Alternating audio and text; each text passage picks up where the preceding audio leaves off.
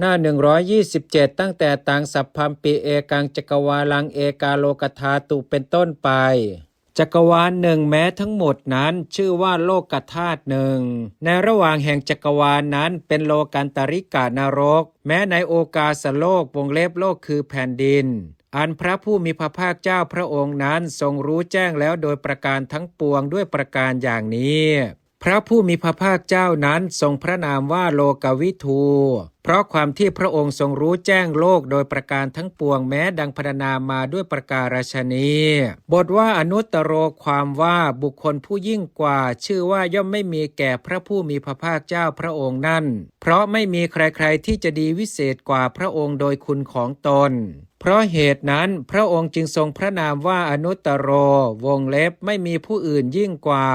จริงอย่างนั้นพระผู้มีพระภาคเจ้าพระองค์นั้นย่อมครอบงำโลกทั้งหมดด้วยพระคุณคือศีลบ้างด้วยพระคุณคือสมาธิปัญญาวิมุตติและวิมุตติญาณทัศนะบ้างพระผู้มีพระภาคเจ้าพระองค์นั้นไม่มีผู้เสมอหาผู้เสมอเหมือนมิได้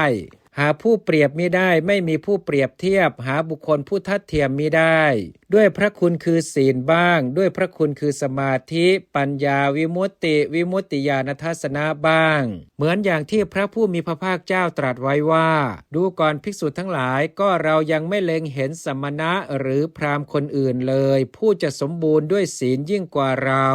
ในโลกกับทั้งเทวดามารพรหมและในหมู่สัตว์พร้อมทั้งสมณพราหมณ์และเทวดามนุษย์ควรทราบความพิสดารวงเล็บแห่งพระสูตรนั้นพระสูตรทั้งหลายมีอัคคปสาทสูตรเป็นต้นและคาถามีอาทิว่าอาจารย์ของเราไม่มีดังนี้ก็ควรให้พิสดารตามในที่กล่าวมาแล้วนั้นพระผู้มีพระภาคเจ้าพระองค์นั้นทรงพระนามว่าปุริสธรรมสารถิเพราะอรรถวิเคราะห์ว่ายังบุรุษผู้พอจะฝึกได้ให้แล่นไปมีอธิบายไว้ว่าย่อมฝึกคือย่อมแนะนำสัตว์เดรัจฉานตัวผู้ก็ดีมนุษย์ผู้ชายก็ดีอมนุษย์ผู้ชายก็ดีผู้ที่ยังไม่ได้ฝึกควรเพื่อจะฝึกได้ชื่อว่าปุริสธรรมาในคำว่าปุริสธรรมสารถินั้นจริงอย่างนั้นแม้สัตว์เดรัจฉานตัวผู้มีอาทิอย่างนี้คือ